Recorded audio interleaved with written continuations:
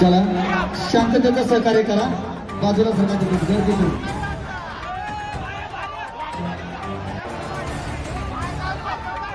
खाली बसून घ्या.